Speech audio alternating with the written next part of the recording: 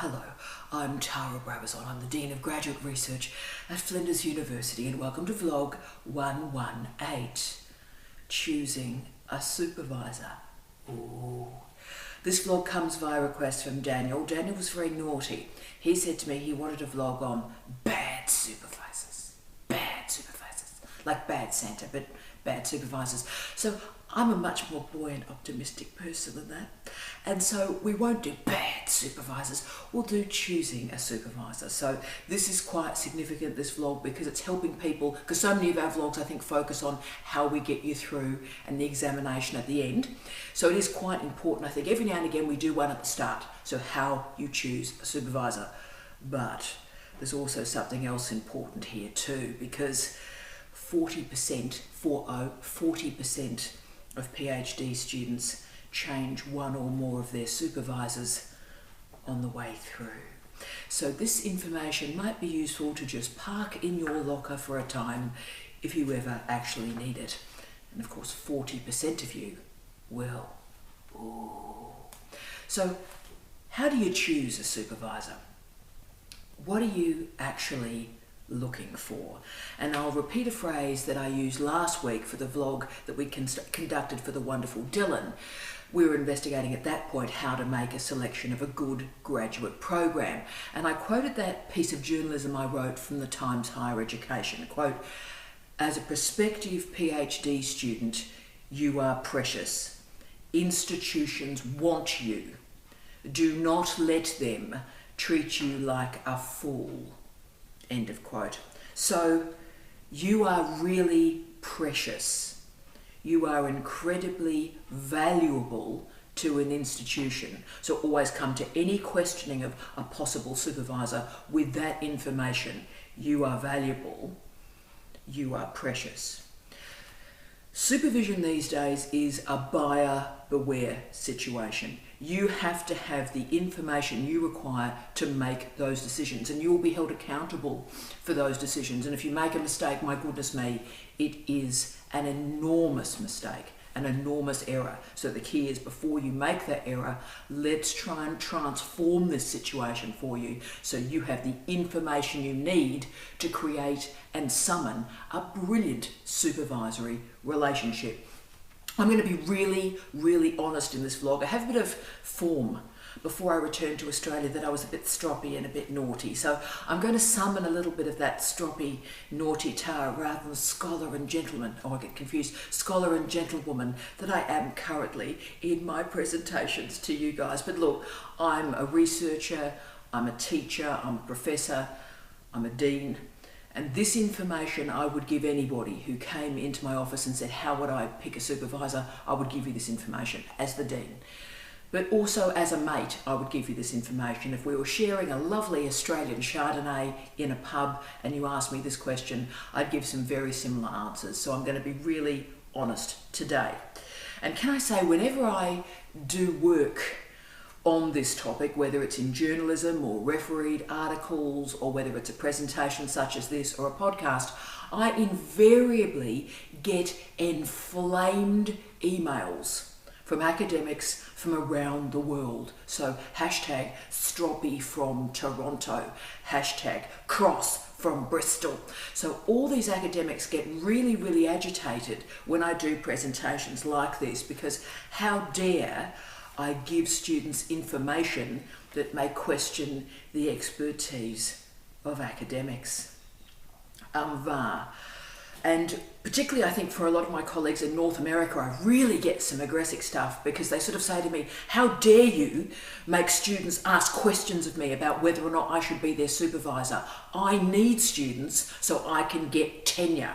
So don't you tell students about how to question me. I need those students to get on with my career. I'm not joking. That was an amazing email I received about 18 months ago from a guy from Toronto.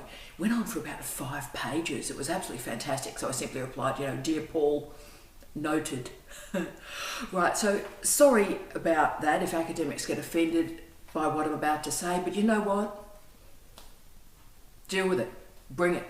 If you're good enough, the wonderful students from around the world will come to you. And if you're not good enough, this is a competitive system. This is an international system. And the best supervisors should get the best students. Full stop. In a globalised educational environment, students can now select who their supervisor will be from a huge selection. And always remember, supervising PhD students is a privilege. It's not a right. So for our students out there, be cautious. Due diligence here. Ask the questions, particularly ask the right questions. Remember, you deserve the best. But you know what? You're going to have to search for it. But you're a really, really bright person.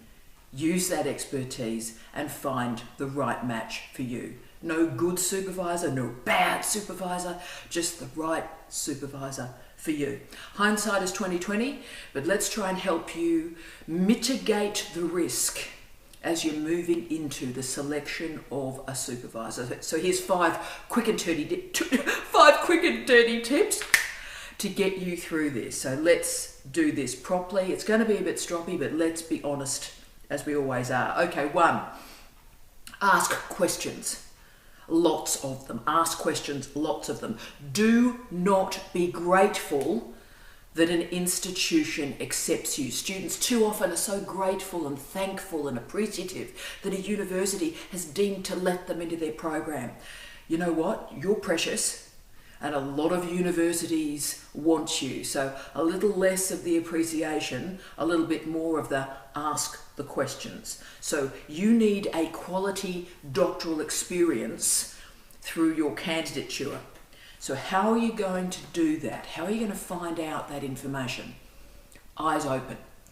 Ask questions. So firstly, look at how you're treated by the professional staff, by the administrators when you offer those queries. Really, really important. So are they decent to you? Are you dealing with an actual person? So have you got a name of an administrator that you're dealing with? Is it a professional relationship? How's that looking? Deal with the dean. Send me an email. Send people in my sort of position an email and see the response that you get. Very important. And yes, spend a lot of time asking questions of your supervisor. What do you need to know? What is important to you? So particular things you need to find out, frequency of meetings, what they think about feedback. Get as much of that information as you can so you have a strong sense about what your candidature is going to look like and what it's going to feel like. So write a list of those questions that are important to you and then engage. Quick and dirty tip 2, interview your supervisor. This may involve sitting in his or her office. It may involve a Skype conversation or Zoom or Adobe Connect. But you make sure you have the questions that are important to you and you receive answers to those questions. So do find out about how often you will meet. What are the expectations for feedback? And ask the really tough, interesting questions that supervisors should have no problems telling you. How many PhD students have they supervised? And what's the average length of the candidature that got those students to completion? Ask the questions. Can I get the students through? Can I get the students through quickly? So get a feel of what it would be like to be supervised by this person. I love it when students interview me. In fact, I almost have to sort of say to them, look, you sit there and interview me. Sort of they're having a chat, and, oh, look, I'm really grateful you're meeting me. Don't be grateful. Don't be grateful. Don't want gratitude. You need to get the information from me to see if we're going to get on, if this is going to work. So ask the questions. 3, oh yeah, I'm going there. Ask the questions about authorship. Oh, I get into trouble when I raise this question, authorship. Oh my goodness me.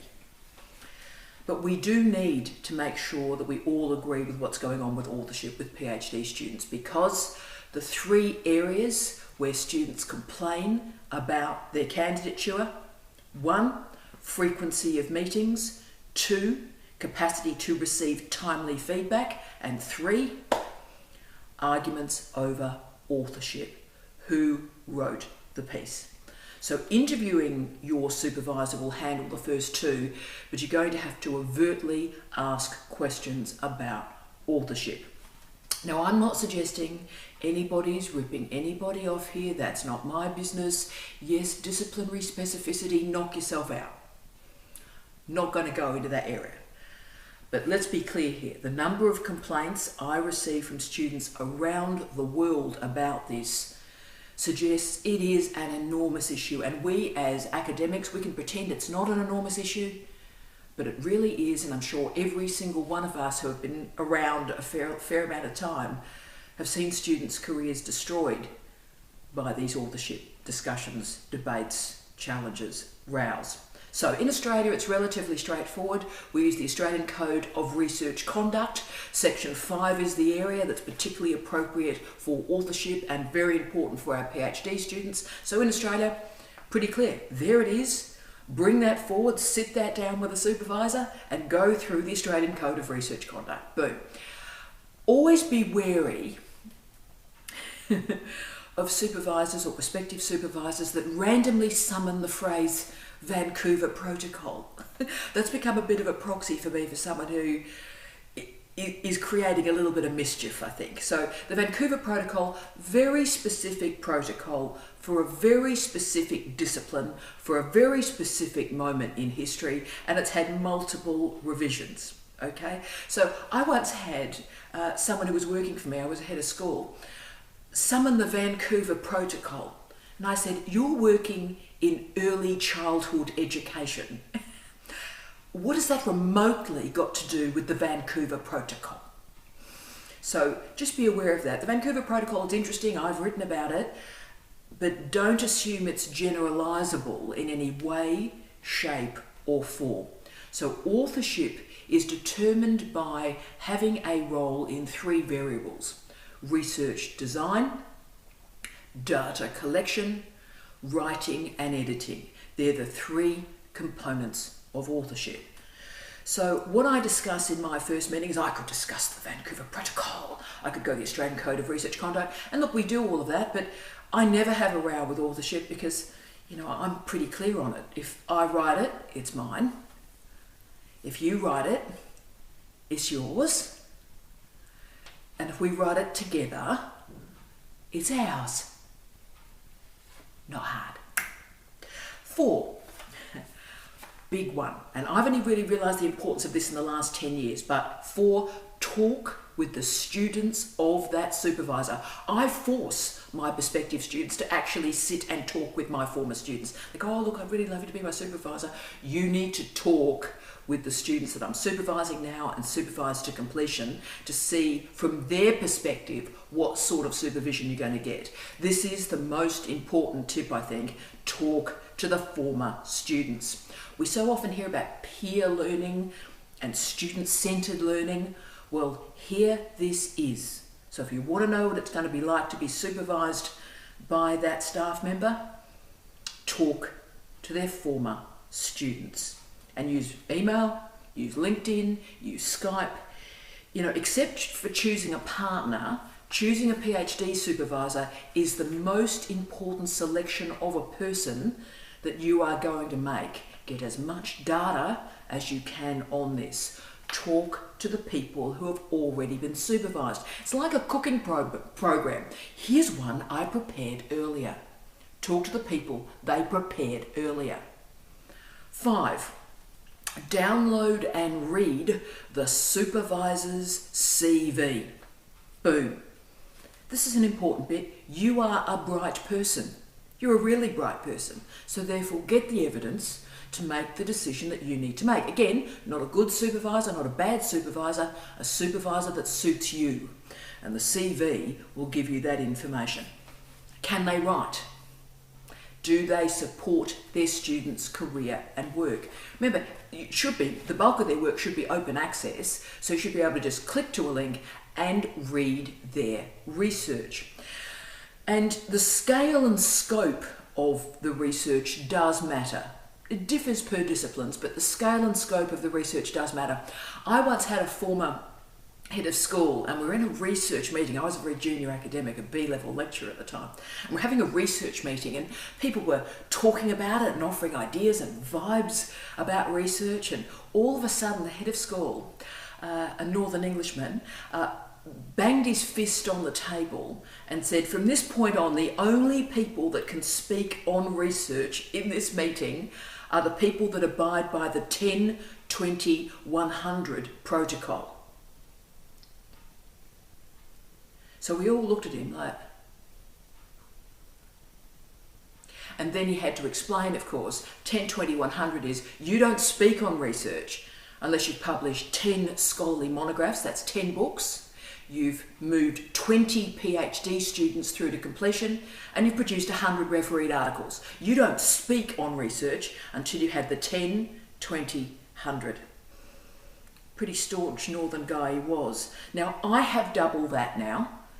You know, I've doubled that, but it's not a matter of numbers. So I'm not actually making a point about numbers, that former head of school did.